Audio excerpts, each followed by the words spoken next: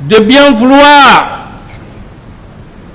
si vous voulez bien, demander vos collègues d'ouvrir les archives de feu Mamadou Koulé Camara. Qui était cet homme? Ou tout au moins que vos collègues essayent de mener des enquêtes. Est-ce le géniteur de celui qu'on a appris ou entendu, capitaine Moussa Dadis Camara, président de la Guinée?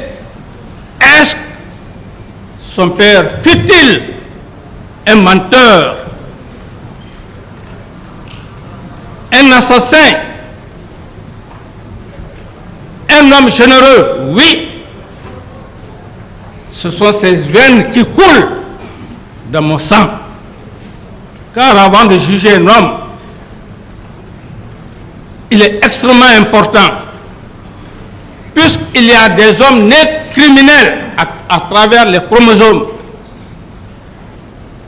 C'est un fait héréditaire. Monsieur le Président, pour venir à l'essentiel, il fallait cette petite parenthèse. L'homme qui est devant vous a eu une éducation comme tous les autres. Cet homme, il n'avait seulement que le nom des citadins. Mais la culture, l'éducation de son père a fait de lui un homme qui ne connaît pas l'ethnie. Chauffeur à l'époque d'un juge de paix. À cette époque, je m'excuse de l'expression, vous-même vous n'étiez pas encore né, même moi j'étais encore petit. À cette époque, un homme qui, de par sa générosité, tous les paysans qui venaient dans les villages, parce que simplement, le vieux Mamadou Koulé, à l'époque, portait vos robes rouges, vos robes noires pour les défilés. Pour les paysans, c'est un intellectuel. Pour les paysans, lorsque son maître lui dit, Mamadou Koulé, après les audiences, comme vous le faites, monsieur le président, dès que vous sortez, la première des choses, si vous voulez commissionner votre chauffeur, c'était comme ça. Une fois que les paysans voyaient cet homme, on dit attention, il est important. C'est comme ça que cet homme a eu la tendance, jusqu'au moment, il a passé une partie dans la vie politique. Cette éducation, monsieur le président, nos repas qui étaient prévus pour nous, cet homme nous privait. Il n'avait pas besoin de dire tel vient de quel village. Je l'ai vécu. C'est ce qui a fait que je me suis battu pour votre peuple, monsieur le président. Ce n'est pas un fait de hasard. L'homme, on appelle l'homme par les gènes. Les gènes, c'est le caractère héréditaire. Certainement, beaucoup peuvent penser, Dadis Camara est fou. Dadis Camara n'est pas fou. Dadis Camara est généreux. Parce que Dadis Camara reconnaît ses ancêtres. Mon aïeux est dans un petit village, une section du nom de Koropara. Allez dans ce village, vous demandez qui était ce grand guerrier. C'est de cela qu'il s'agit, monsieur le président. Je ne viens pas devant vous pour vous raconter de n'importe quoi. Je veux que vous connaissiez cette personne, cet homme qui est devant vous. Et comment il a réussi à être président, à gérer cette nation. Ce n'est pas dans le mensonge, monsieur le président. C'est l'éducation que j'ai reçue dans ma famille. C'est un homme sincère, qu'on le veuille oui ou non. Pour certains, vous m'avez vu ici, et aujourd'hui Dieu me donne la raison. Je disais tantôt que moi je me bats pour les nouvelles générations. Voilà aujourd'hui, vous êtes devant moi, je suis devant vous. L'histoire m'a donné raison. Lorsque je vois le président, jeune cadre et les éminents magistrats, ce que je disais hier au Palais du Peuple, c'est de cela que j'ai besoin, c'est l'honneur, ma sincérité. Qu'on ne vienne pas raconter des allégations sous forme pyramidale, dont les structures ne tiennent pas. Monsieur le Président, il est important. Pour certains, ils peuvent dire, mais pourquoi il a besoin de dire tout ça? Je veux simplement faire savoir à tout être humain que le destin d'un homme, il est écrit en lettres de front, en lettres de sang sur son front. Ce n'est pas parce que votre géniteur, votre père est chauffeur ou un commerçant ou un paysan. Ce n'est pas le fait d'avoir un père intellectuel aller jusqu'à Oxford. Je veux simplement donner courage à la nouvelle génération pour dire que le destin, il est inviolable et que chaque citoyen, chaque enfant doit travailler, attendre son destin. Le destin est plus fort que tout être humain. Si j'en viens à ce niveau, Monsieur le Président, je voudrais vous dire que pendant tout le temps que j'ai passé dans le box des accusés, j'étais perturbé. Perturbé en ce sens que il y a eu des allégations de nature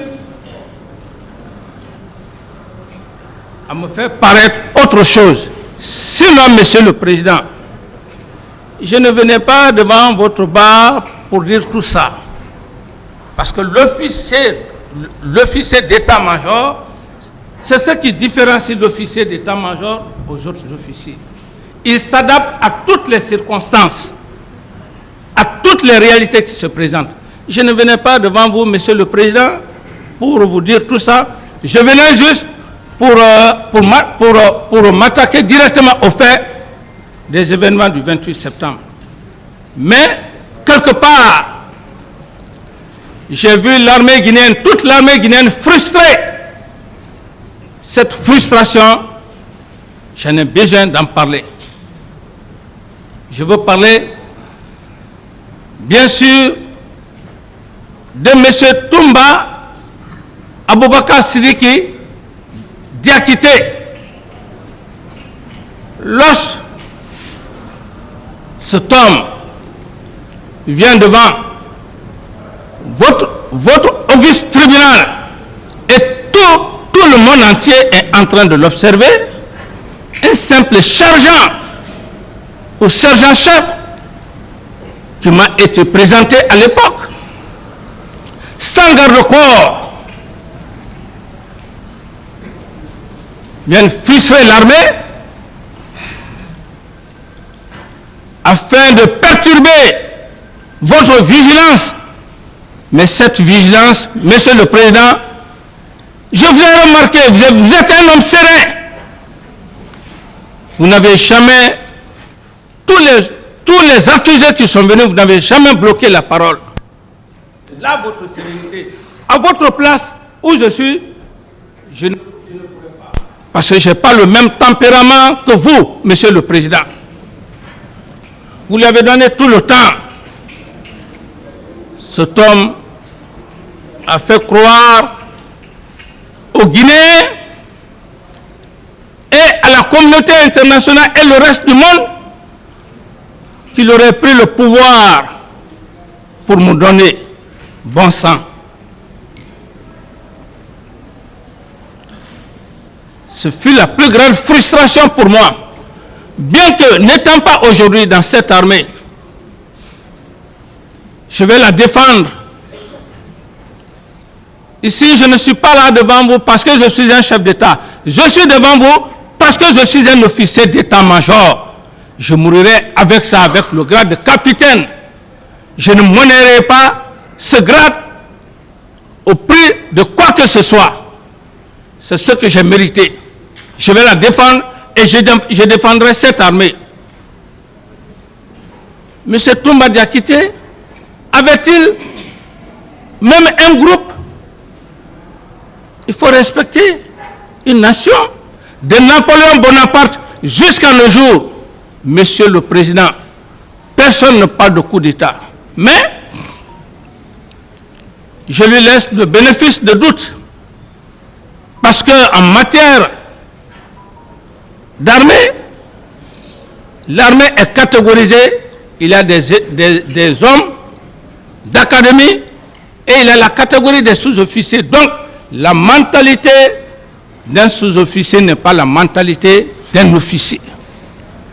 C'est le sous-officier qui peut se permettre, parce qu'il ne sait pas. Ce n'est pas de sa faute. Mais moi, je ne parlerai pas de ça. Autrement, les collègues avec lesquels, ou tout au moins, avant même d'y arriver à mes collègues, si je parle de coup d'État, ici, mon professeur Pinot est averti de Kouékidan, de Saint-Cyr, ils vont prendre la tête. Ils se diront, Monsieur Dadis, le capitaine Dadis est devenu fou. Je ne le ferai pas. Claude Pivy en a suffisamment parlé. Je vais dire simplement, Monsieur le Président, j'ai à ce soir, mes chers éminents magistrats du parquet, que si cet homme est devenu votre président, c'est par le biais du feu général Lansana Conté. C'est le feu général Lansana Conté. Parce que cet homme ne connaît pas l'ethnie. C'est ce que la Guinée a besoin. Ce n'est pas l'ethnocentrisme. Parce que je suis de telles raisons, il faut que je prépare cet homme. C'est cet homme-là. Monsieur le Président, quand je vais vous dire certains passages, vous risquez même de dire, bon, puisque le feu général Lansana Conté ne vit plus, on va vous poursuivre. Mais vous ne pouvez pas le faire parce que c'est mon destin et c'est Dieu qui l'a voulu, puisque ce n'est pas aussi une infraction. Mais en temps normal, Monsieur le Président, dans n'importe quel pays du monde entier, quel est l'officier qui n'a pas de troupe, qui n'a pas une troupe d'élite, que plus de 100, 200, 300 personnes, 400 personnes viennent passer la nuit quotidiennement à son domicile avec l'arme, les munitions, qui ne soient pas arrêtés, traduits devant la justice. Je l'ai fait pendant 3 ans, Monsieur le Président. Le feu général Lansana Conté, c'est un homme intelligent, personne ne pouvait le tromper. C'est son intelligence d'ailleurs qui a fait que l'armée guinéenne l'ait choisi comme président. Si cet homme ne m'arrête pas, Monsieur le Président, pendant 3 ans, et de passage, je ne peux pas parler du feu général Lansana Conté sans remercier le général Bambo Fofana. Ce serait une ingratitude. C'est cet homme-là, après l'académie allemande, pendant qu'il partait aussi pour les cours de COSCAC du commissariat de l'armée de terre, l'un des cadres, des académiciens les plus brillants, il a ses résultats à Kouékidan. C'est à son retour a coïncidé à mon retour. C'est cet homme qui m'a choisi depuis le front en Sierra Leone. Et lorsqu'il m'a choisi, je n'étais pas du tout content parce que je disais qu'il fallait la division budgétaire puisque j'ai fait les finances publiques. Mais c'est le jour où je venais, le feu général Sampil, Mamadou Sampil, que Dieu l'accueille éternellement à son paradis, par sa grâce, j'ai bénéficié de sa sagesse pour l'Allemagne. C'est cet homme qui m'a donné des conseils que d'être très sérieux. Vous allez commencer à travailler avec le président, vous et votre intendant. Donc, c'est un peu ce passage. Monsieur le Président, je ne suis pas un homme ingrat. C'est ce qui fait ma force. C'est ça ma force. Je ne suis pas un homme complexé. Vous méritez, je vous reconnais. Vous vous attendiez que je parle aujourd'hui du général Bambo Fofana? Je parle du feu général Lansana Conté, paix à son âme, car c'est cet homme, n'eût été cet homme, je n'allais jamais faire connaissance au feu général Lansana Conté. Donc si je veux parler de ça, ce passage, là où il est, il faut qu'il cherche. Et quand j'ai pris le pouvoir, cet homme, je viendrai effectivement dans la suite des faits que je vais vous raconter. Il y avait certains qui ne voulaient pas le voir. Je l'ai appelé. Je lui ai dit, mon général, j'ai besoin de vous et votre épouse. Au camp Alphaya ici, je ne veux pas le pécher, Monsieur le Président. On peut me jeter toutes sortes d'anathèmes, mais la reconnaissance, c'est ce qui fait ma force. Cet homme est venu avec son épouse. J'ai dit, madame, c'est moi qui ai jugé nécessaire que vous venez avec votre mari. Je suis président aujourd'hui, mais c'est votre époux qui mérite. Vous me voyez souvent, je faisais ces commissions, je payais ces fruits. Au moment où je payais les fruits pour vous envoyer, est-ce que madame, vous pensez qu'un jour, moi je serai président de la République? Ce fut cette récompense. Je n'ai pas le matériel pour vous donner, mais grandir un homme devant son épouse. Je suis comme ça, Monsieur le Président. Qu'en déplaise à qui. Donc, Monsieur le Président, il faut que je fasse un peu que je rentre dans ces petits aspects pour revenir à l'essentiel. Parce que lorsque, évidemment, M. Toumba a dit la vérité, lorsqu'il dit que le capitaine Dadis est généreux, il n'a pas menti. Mais cette générosité provient de qui? De mon père géniteur. C'est ce que je viens de vous dire. Et par la même occasion, il faut que je vous fasse comprendre que personne ne m'a donné le pouvoir, c'est Dieu et l'armée guinéenne, toute l'armée guinéenne. Dieu, quand il veut te donner le pouvoir, il passe par le biais des hommes. C'est ce qui s'est passé. C'est l'honneur entre Dieu et moi. Sur tout ce qui m'est cher, je ne rentrerai pas dans la prise de pouvoir. Je n'ai pas peur de Claude Pivy. Je n'ai peur de personne. Cette prise de pouvoir, lorsqu'il dit que Dieu, c'est là où je l'ai reconnu quand j'étais dans le box, il dit Dieu, mais Dieu met des hommes en face. Si je manque que Dieu me détruise, je n'ai vu que j'ai vu Toumba lors des événements. Il faut se dire la vérité. Il faut être honnête, parce que j'ai fini de me jurer. Dans mon PV, à la page 14, vous allez voir, Monsieur le Président, mes chers éminents magistrats, il y a eu, à la page 14, il y a une partie, je dis, Monsieur Toumba, ce sont mes petits qui m'ont porté au pouvoir. Mais qu'est-ce qui a trompé commandant Toumba? Oui, parce que il faut, c'est la loi. Je le dis. Qu'est-ce qui a trompé M. Toumba? M.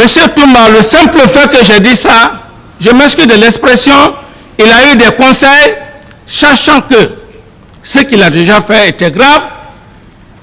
Il faut, le jour du procès, il faut prendre cette partie. Le capitaine a dit c'est sincère et vous allez transformer cela en votre honneur en tant que héros. Sinon, ce que je dis, Monsieur le Président, je ne rentrerai pas dans les détails. Je n'ai vu que Toumba une seule fois, entre Dieu et moi, sur toute ma prière. Ce jour, j'étais d'ailleurs arrêté avec 2 de mes collègues, capitaines, promotionnaires. Le général Toto était là, et avec le colonel Teboro assis. Moi, j'étais serein. J'étais avec mes 3 amis, on est arrêtés. C'est là où le général Toto, paix à son âme, parce qu'il a frustré le général Toto. Le général Toto ne mérite pas ça. Il est mort aujourd'hui, paix à son âme.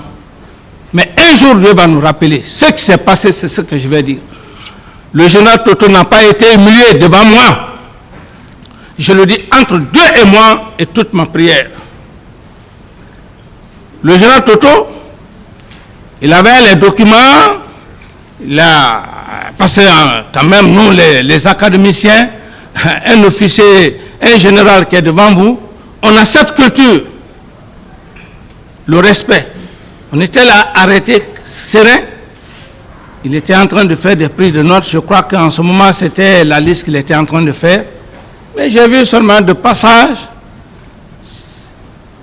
M. Sidiki Aboubakar Toumba Diakité. Le général Toto le dit, parce qu'il avait déjà fini de dire aux 2 autres capitaines de sortir. Les 2 autres capitaines sont sortis, moi j'étais arrêté. Puisque la même nuit, il est venu me voir, donc j'étais arrêté, il n'a rien dit. Quand Toumba rentrait, il dit, toi aussi il faut sortir. Voilà le mot que Toumba a dit. Il dit, il y a la troupe qui est là, je suis là, je vais représenter, comme s'il disait que Claude Pivy l'avait envoyé là-bas. C'est tout ce qui s'est passé, Monsieur le Président. Lorsqu'il dit qu'il est venu, il a pris des dossiers, il a fait ceci, cela, il ne faut pas frustrer l'être humain. Toto, général Toto aujourd'hui, paix à son âme, mais sa famille est là. S'il se passe ce qui s'est passé, tout ce que je cherche, que Dieu ne me donne pas.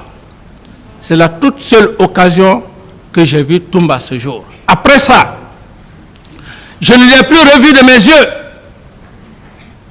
Et les 4 personnes où il était question, je jure sur la Bible,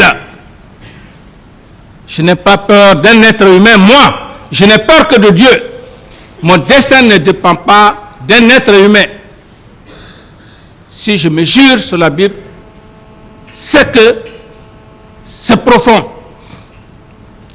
Après les turbulences, le général Sekouba, Issa paix à son âme, Claude Pivy et moi, Sekouba me surprend.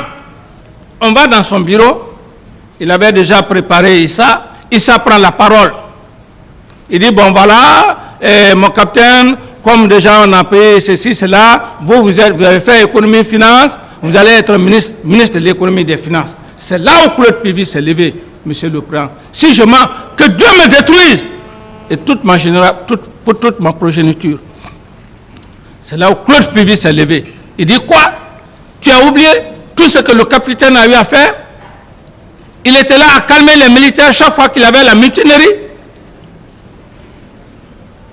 Issa n'a rien dit. Le général Sekouba n'a rien dit. Moi, je n'ai rien dit. C'est là où on s'est levé. Nous sommes sortis. Pendant ce temps, ce petit entretien qu'on a eu à voir, il y avait autre chose dans la grande salle. Je pense que c'est ce que même Maître a eu à montrer la photo. Il était question maintenant de faire venir les officiers. C'est dans cet état que nous sommes restés. Quand j'ai vu le journal Sekouba venir, j'ai vu que ça n'allait pas. Il me dit, bon, si ça ne va pas, bon voilà, ça ne va pas entre toi et Toto, bon voilà, je vais prendre le pouvoir. C'est en ce moment que je suis descendu. Je descends, je reste là, je dis, on va voir ce qui va se passer. C'est de là, Monsieur le Président, sous la présidence du général Mathurin Bangoura, c'est cet homme que les officiers ont fait le vote. Je n'étais même pas dans la salle. Je viens, le général Mathurin, à l'époque colonel, il me dit, bon, voilà, mon capitaine, après délibération des officiers, voilà, tant, un, capitaine d'Addis, président du CNDD, tant, etc., etc., etc. C'est comme ça l'histoire du CNDD. J'en parle, mais je ne rentre pas dans les détails, Monsieur le Président. Ce n'est pas l'objectif pour lequel je suis là. Je le dis simplement parce que l'armée guinéenne a été frustrée pour toutes les nations du monde. Même le jour que vous autres, vous allez faire des voyages dans d'autres pays, vous aurez même honte lorsqu'on parle de l'armée guinéenne. Imaginez qu'un magistrat ou bien qu'un procureur dans les coups, je dis, ah mais écoutez, vous n'avez pas une... C'est ça mon souci, Monsieur le Président. Que tous les Guinéens, tous les hauts fonctionnaires, d'où qu'ils soient, aient de l'honneur. Ce sont des allégations sous forme pyramidale. Et ces formes pyramidales, les structures ne tiennent pas. Et vous verrez, Monsieur le Président, quand je vais rentrer dans les détails, que toutes les allégations que M. Toumba Diakité a eu à dire, vous verrez que ces allégations ou ces déclarations ne sont pas fondées sur une structure solide, comme la pyramide du premier pharaon, Khéops, et du deuxième pharaon, Khéphren, et le troisième, Mykérinos, dont les structures tiennent jusqu'à nos jours. Ça, c'était avant Jésus-Christ, parce qu'elle est solide. Mais qu'on ne vienne pas ici faire de votre salle des choses invraisemblables.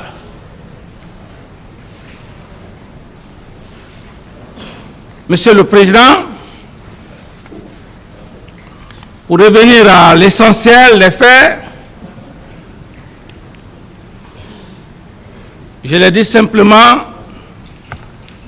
parce que l'armée guinéenne était dans une frustration. Prendre le pouvoir, donner le pouvoir, c'est Dieu qui donne. Et même moi, où je suis, Monsieur le Président, je n'étais pas l'officier le plus compétent, le plus intelligent. Allez encore dans cette armée-là. J'ai des dévanciers. Votre ancien ministre, Siba Lolam. Pensez-vous que, Monsieur le Président, je suis plus intelligent, plus officier que cet homme? Avec d'autres? Non. Il a fréquenté Kwekida. Pour vous dire que je suis un homme reconnaissant, je suis simple. C'est pourquoi toute personne qui tente sur moi rate. Parce que je reconnais. Votre ministre Siba Lolam, général Siba Lolam, il me donnait des cours. Je préparais un concours pour Saint-Cyr. C'est lui qui me préparait. Et parallèlement, il m'a dit, voilà, je te prépare, mais puisqu'il y a le cours allemand, il faut te... Donc, je suivais les deux cours à la fois. Je quitte le cours allemand, je viens pour ma préparation. Le capitaine Grousseau, quand ils ont fait, comment on appelle, la présélection, je devrais aller à Saint-Cyr. Mais Les résultats étant, je fais passer un concours pour l'Allemagne, les résultats sont là. Vous savez quelle est la personne qui m'a encouragé, Monsieur le Président? C'est votre ancien ministre, le général Siba Lolam. J'étais obsédé. Je dis, il faut que je parte à Kouékidan. Si ce n'est pas Kouékidan, rien d'autre. Il m'a dit simplement, il dit, c'est pas ce que ton destin veut. Tu vas attendre le résultat. Et si le résultat vient et que tu ne sois pas admis, tu es déjà admis pour l'Allemagne, comment tu vas faire? C'est lui qui me préparait en matière de rédaction. C'est pourquoi la prise du pouvoir, je n'ai pas cherché de midi à 14 et je suis parti en Allemagne. Je suis revenu, le destin a voulu. Quelqu'un va venir s'arrêter ici pour dire qu'il est fort. Même moi, je ne suis pas fort. C'est Dieu seul qui est fort, le destin. Parce que je vous le dis, et puisque nous allons revenir sur certains points, il faudrait d'abord que vous ayez cette conception avant que je ne vienne, parce qu'il y a ce qu'on appelle la loi des contraires. Et peut-être, Monsieur le Président va me permettre de passer, c'est un jour solennel, même si Monsieur le Président et les éminents parquets, je vais essayer quand même de vous faire savoir certains points. Puisque dans la vie, il faut être honnête, il faut être sincère.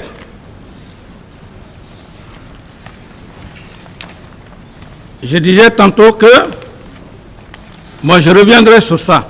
Ça, c'est la loi d'Héraclite. Héraclite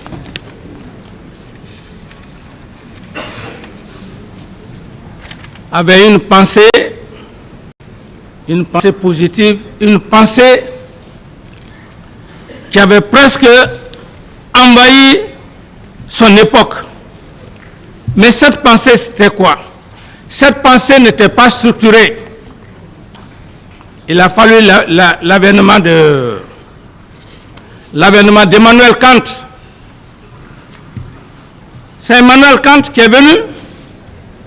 Parce que vous vous imaginez, les premiers jours, il y a eu de la folie un peu partout. Parce que les allégations étaient fondées sur des choses qui n'étaient pas... Sur des choses qui n'étaient pas réelles. Allez dehors pour parler, s'il vous plaît. Alors, je disais tantôt que ces allégations m'ont poussé à prendre ce temps. Parce que ce pays, il suffit juste que quelqu'un vienne dire quelque chose, les choses changent. Ce pays ne mérite pas ça. Qu'on assume les faits. Il ne faut pas venir devant votre auguste tribunal raconter des choses. Alors, Monsieur le Président, je le disais tantôt que la loi d'Héraclite, ce n'est qu'Emmanuel Kant qui a structuré cette pensée. Emmanuel Kant, il dit que c'est parce qu'il y a la vie qu'on parle de la mort. Il dit c'est parce qu'il y a le mal qu'on parle du bien. C'est parce qu'il y a la vérité qu'on parle du mensonge. Ça veut dire que le mensonge est dialectiquement lié à la vérité. Et quand un homme parle, il suffit de voir la structure, le raisonnement pour savoir qui il est. Ça, c'est psychologique. Bref, Monsieur le Président, je disais que je ne rentrerai pas, je ne suis pas venu pour faire un procès du CNDD, je n'ai fait que juste vous donner quelques précisions et pour vous dire que, Monsieur le Président, votre pays a besoin de patriotes comme le feu général Lansana Conté qui ne connaît pas l'ethnie. Sinon, ce pays-là ne va jamais s'avancer. N'ira nulle part. Ce pays n'ira nulle part. Qu'on essaye toujours d'endormir la conscience des gens. Ceux qui veulent travailler sur cette nation, on les combat parce qu'ils sont de telles régions, ils sont ceci, cela. Il faut que cela cesse. C'est pourquoi je rends hommage au feu général Lansana Conté, paix à son âme. C'est lui qui a fait de moi dans son armée guinéenne président.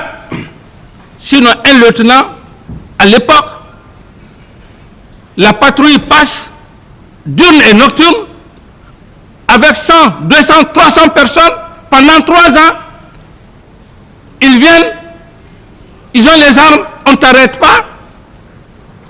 N'est-il pas un destin croisé? Parce que le feu général Lansana Conté lui-même, c'était un homme généreux. Quelqu'un va venir parler ici, un sergent à l'époque, sergent-chef, dire qu'il a pris le pouvoir, il a fait ceci, cela. Je respecte la mémoire du feu général Toto. Parce que nous allons tous rejoindre le moment venu. Mais ce qui s'est passé, c'est ça.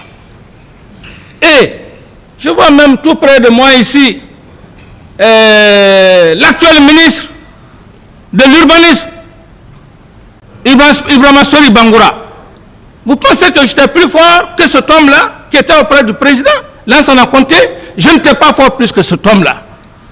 Parce que c'est lui qui avait la garde rapprochée du feu général. Et c'est mon ancien. Au point de vue grade, au point de vue même formation d'élite. Si au moment, si je tenais à faire ma formation parachutiste, il allait être mon instructeur. Mais tous ces hommes-là, le colonel Tidiane, à l'époque, capitaine, qui était au renseignement, c'est la toute première fois que cet homme a levé le doigt au camp Al-Faya. Quand il était question de choisir le plan, il dit que le seul leader dans l'armée, c'est le capitaine Dadis. Les autres ont dit non, dans l'armée on ne parle pas de leader. Tous ces gens, avec leur force, quelle force de frappe. Toumba qui n'a pas une troupe, qui n'a pas un groupe, qui est au chevet de Grand Co, porte-parole de l'armée guinéenne à l'époque. Quel est le militaire qui pouvait s'arrêter devant cet homme? Même moi.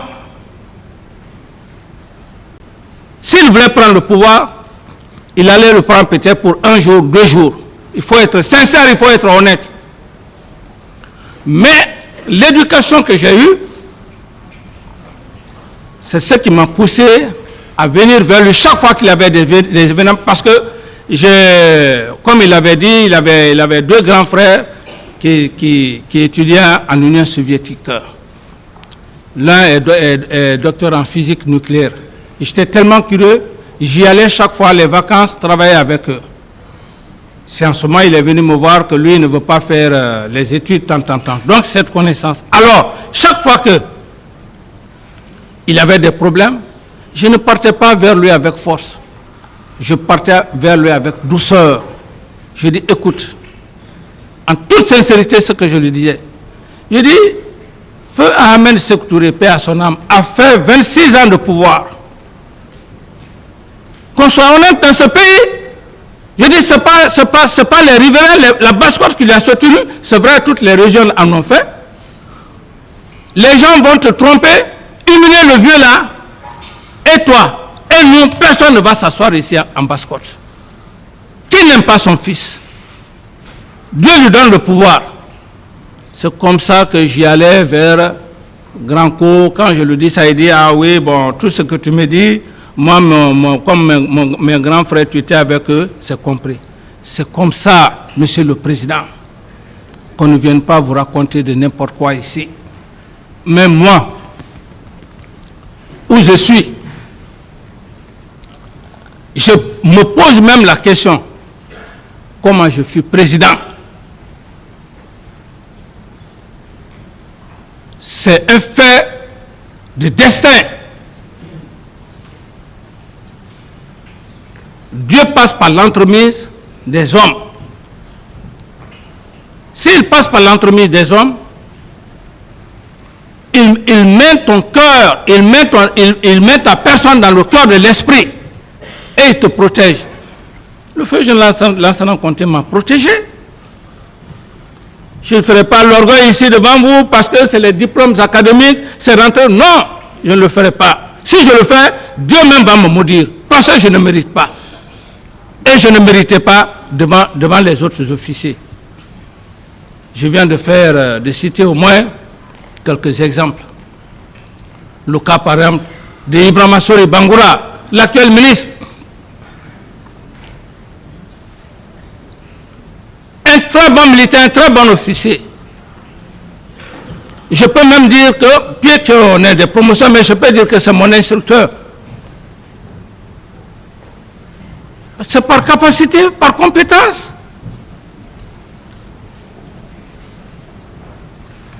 C'est pour cette raison que je voulais faire ce lien-là, ce lien dialectique. Et pour revenir à l'essentiel,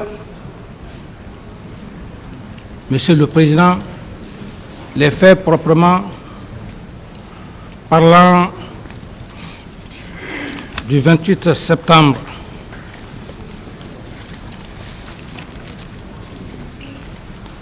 et Monsieur le Président, le temps que j'ai mis pour vous étayer quelques aspects,